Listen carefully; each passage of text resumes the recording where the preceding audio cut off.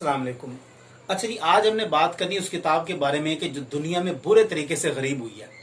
आप यकीन करें, मैं उससे पहले एक आपको छोटी सी मिसाल दूंगा। मेरे पास ये किताब पड़ी हुई है और ये किताब है वैसे उर्दू में, लेकिन मान लीजिए कि ये किताब हिंदी में है और हिंदी आपको पता है हमारी जुबान नहीं है, वो और तरीके से लिखी जाती है। मैं हिंदी जानते ही नहीं, तो आपका क्या ख्याल है मैं इसको पढ़ूंगा? कतई नहीं पढ़ूंगा, क्योंकि मुझे हिंदी आती नहीं है। और अगर मान लीजिए कि मुझे थोड़ी सी भी हिंदी आती है तो मैं जैसे ही पढ़ूंगा, अगर मुझे मुश्किल लगेगी तो मैं इस किताब को बंद करके रख दूंगा। लेकिन जितनी ज्यादती मुसलमानों ने कुरान मजीद के साथ की है, किसी किताब के साथ नहीं हुई। कुरान मजीद को आप ये देखें कि किसी को समझ आ रही है या नहीं आ रही, वो पढ़ता चला जा रहा है, पढ़ता चला जा रहा है, बगैर समझे उसको पढ़ता चला जा रहा है। मुझे ये नहीं समझ आता कि मुझे ये किताब समझ ही नहीं आती, मैं इसको पढ़ लूं, मैं अंडरस्टैंड ही नहीं कर पा रहा कि ये क्या लिखा हुआ है, मैं इसको कैसे पढ़ लूं। ना हमने जानने की कोशिश की, ना हमने पढ़ने की कोशिश की। और फिर आप आगे देखेंगे ऐसा मसला नहीं है कि कुरान मजीद के जो हमें अरबी नहीं आती, सब कुछ आता है। आप ये देखें यूट्यूब के ऊपर, टिकटॉक के ऊपर जो लोग इतने मुश्किल मुश्किल गानों के ऊपर लिपसिंग कर लेते हैं, इतना वक्त निकाल लेते हैं, तो क्या कुरान के लिए आपके पास एक घंटा नहीं है? आप ना घंटा निकालें, आप तर्जमे के साथ पढ़ लें, कम से कम आपको समझ तो आएगी कि इसके अंदर लिखा क्या हुआ है।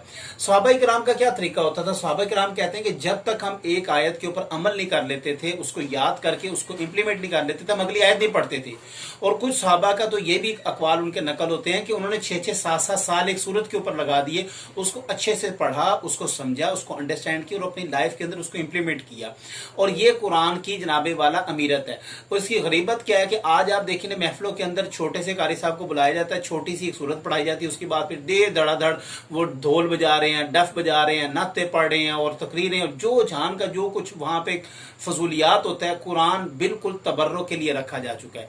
और आप देखें कि कुरान मजीद ने इसका खुद हल पेश किया। ऐसा नहीं कि कुरान मजीद ने किसी चीज का हल नहीं पेश किया।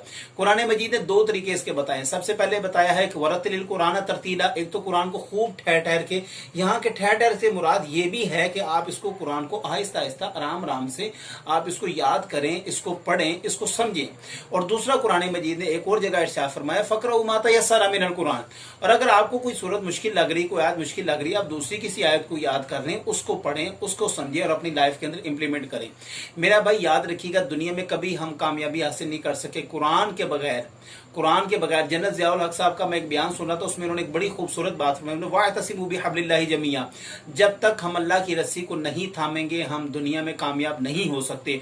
और अल्लाह की जो रस्सी है वो कुरान मजीद है, कलामुल्लाह है, किताबुल्लाह के साथ हमने जो ज्यादती की है, हमें अल्लाह से माफी मांगनी चाहिए। किताबुल्लाह का कम से कम एक एक आयत ही पढ़ लें, एक आयत यार, इतना कोई रुकू नहीं मैं कह रहा, कोई सिपारा नहीं कह रहा, कोई एक पाव नहीं कह रहा। आप एक आयत ले लें, उसको जुबानी याद कर लें या उसको दे के याद कर लें, उसका ट्रांसलेशन पढ़ें, उसको समझें कि इसमें क्या बात की गई अल्लाह ताला की तरफ से, और उसके बाद उसको अपनी लाइफ में इंप्लीमेंट करें, ताकि कुरान मजीद का उरूज हमारे अंदर दोबारा वापस आए।